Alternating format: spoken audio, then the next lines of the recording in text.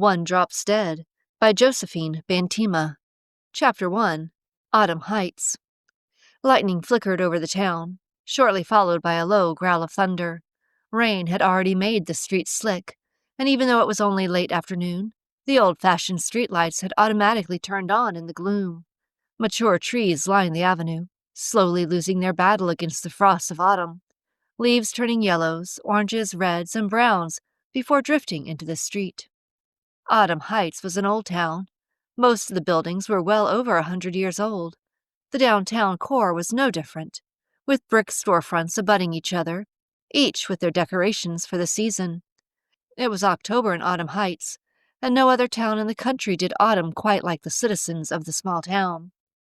Currently, I was pedaling my lady's cruiser bicycle as fast as I could, given the rain and the costume I was wearing. The gauzy material was a hazard, trying to get caught in the chain despite the fact I continuously tried to wrap it around one arm to keep it out of the way. Joan, the cemetery tour manager, would kill me if I arrived at the dress rehearsals with a ripped gown. Not that my character wasn't dead already. Really, the way Mary had died, you would think there would be a rip or two in her gown. But every first weekend of October, Autumn Heights put on a cemetery tour. I have been playing Spinster Mary Becker for 8 years now. One might hope Joan would let me off the hook of dress rehearsal night, as I could recite Mary's lines in my sleep. But not our resident theater buff and acting arts manager. Joan insisted everyone be at dress rehearsal, in costume, prepared, rain or shine. Soaked in white and gray gauze, I was turning into the cemetery. Poor Mary was going to look especially pathetic for this particular round of acting. I thought ruefully as I traversed the path which would lead to the main mausoleum, where our group of intrepid actors had agreed to meet. Already there was a small crowd of people gathered, some with umbrellas, others in ponchos. Why hadn't I thought to bring an umbrella or rain gear? I wondered for a moment. Because I had been late getting out of work as usual, my brain replied. Mentally shrugging, I slowed the bicycle before swinging a leg over the middle bar. Letting the Victorian-style gauze wedding dress hem hit the ground, I leaned the bicycle against a hedge. "Hey, V, have you seen Joan?"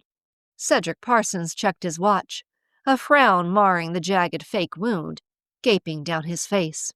"It's not like her to be late." "I didn't see anyone coming up the path," I shrugged, unconcerned.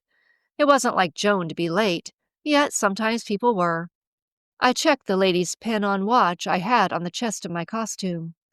"It's only 7 minutes past the hour. I'm sure Joan is just running a little bit behind. Maybe she grabbed some last-minute items for the tour."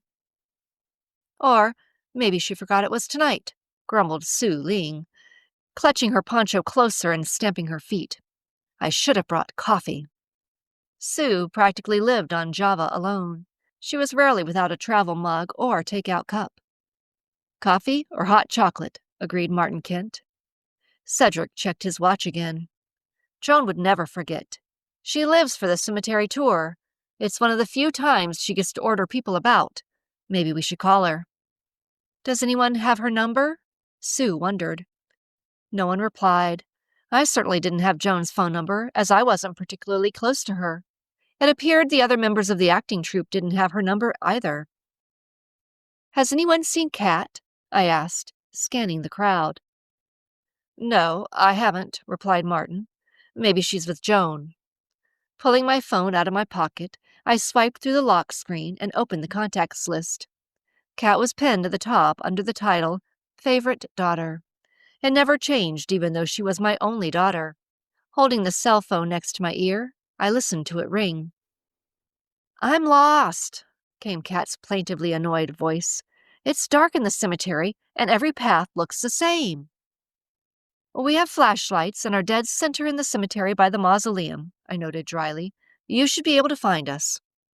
"Ugh, not funny," complained Kat. "Feel like I'm biking in circles. Oh, wait, I think I see the lights." "Could be a street light," I mused.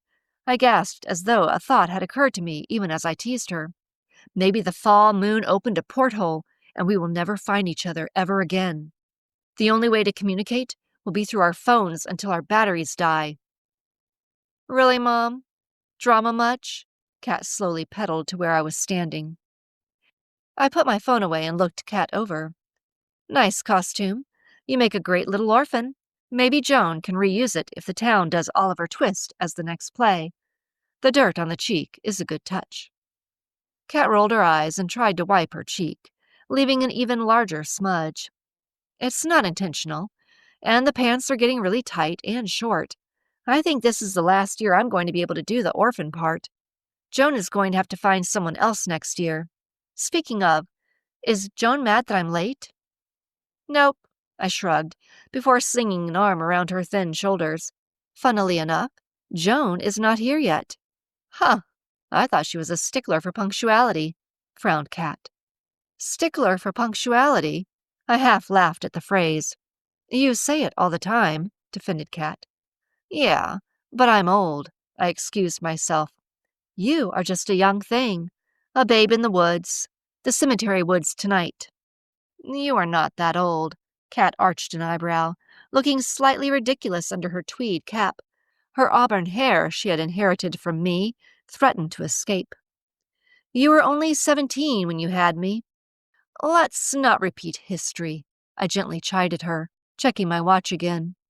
The little minute hand had ticked to 20 past the hour. Joan really is late.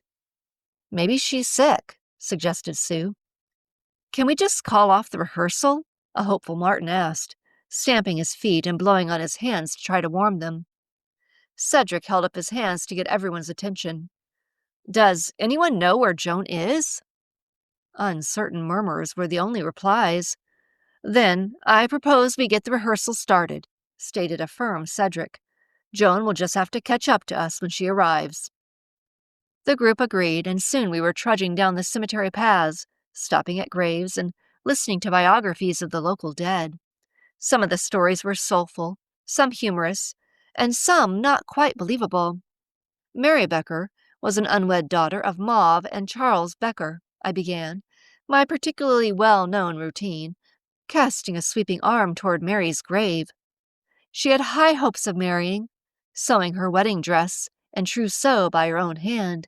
Alas, Mary was overlooked by the town's bachelors, leaving her single and labeled a spinster at 24 years of age. I cleared my throat, pushing a wet lock of hair out of my face. Mary felt her only role was to be mother and wife. On October 30th, All Hallows' Eve, Mary donned her wedding dress, walked through the town square to the downtown Siler River Bridge, before throwing herself off into the waters below. Unable to swim, Mary perished by drowning. She was found amongst the rocks and reeds of the Silver River. Her wedding gown floated around her like a white cloud. Lightning sparked through the sky, illuminating the cemetery like it was daylight for a moment. My eyes were drawn to a black, cloaked figure on the edge of our small crowd.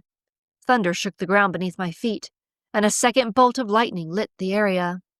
The cloaked figure was gone. A shiver ran down my spine. I blamed it on the rain, even as I knew better.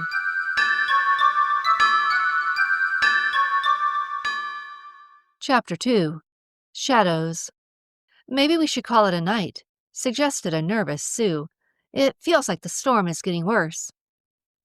There are only 2 more stops on the tour, Cedric pointed out. It won't take long. What is the weather supposed to be like tomorrow? Wondered Martin. I hope it doesn't rain for the tour.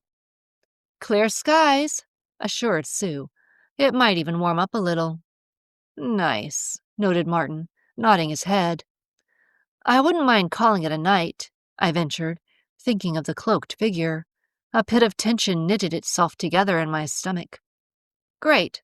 Let's get the dress rehearsal finished so we can all go home, grumbled Cedric. Joan owes me for this. It's like herding cats, Cats dryly stated as she came to stand beside me. Cats. I laughed a little. That's funny. Cat, talking about cats. Mom, Cat rolled her eyes. We should get a cat and call it Cat. Then we would have an animal cat and Katrina Cat, I pointed out. People would love it. No, they wouldn't, my daughter disagreed. Besides, you don't have time to take care of an animal. That's what you always tell me. True. I looked around the rows of graves as the group walked onward. What are you looking for?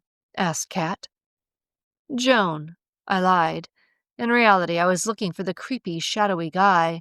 Then again, maybe that had been Joan, I tried to tell myself. But why would she dress like that? I wish she were here, sighed Kat, tugging on her coat sleeve as she removed a stray thread. No one really likes Joan, but she does keep us in some sort of order. Privately, I agreed. Joan might be difficult. However, she could organize like no one else.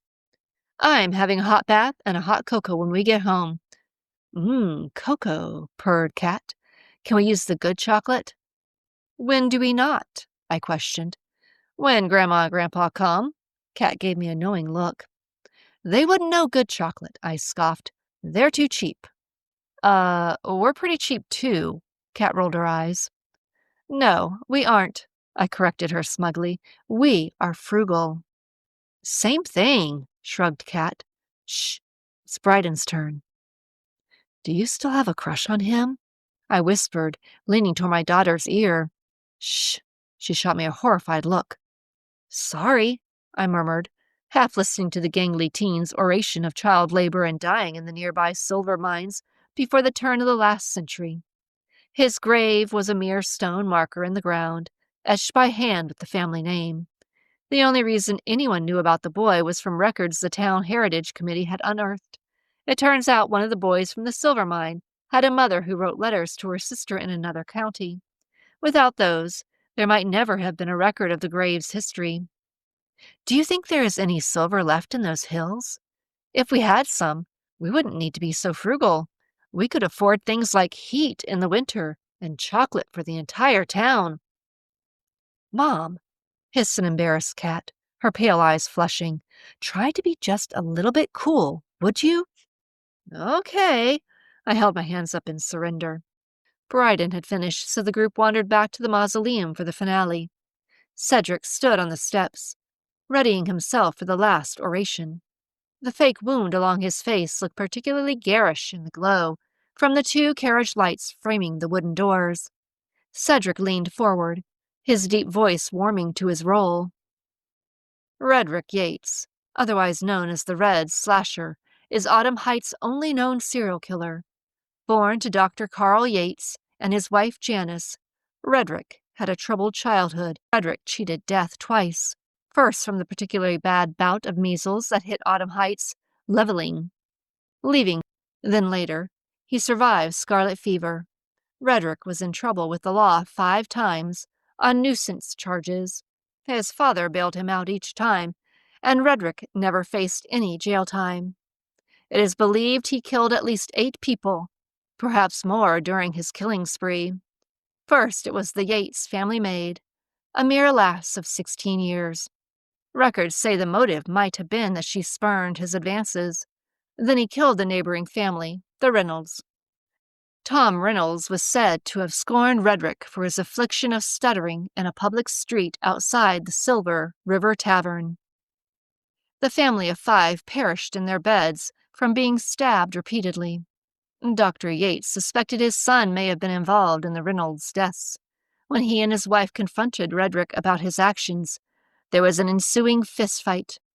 Cedric ran a finger along the fake wound on his face. During the battle, the good doctor used a scalpel to defend himself, giving his son this scar you see here. However, Dr. Yates was no longer young. He was overpowered by his son. Redrick was found burying the bodies of his parents in this very cemetery by a grave digger. He was found guilty of multiple murders at trial and hung from the gallows in the town square, Cedric said in a hushed voice before his tone rose to a crescendo.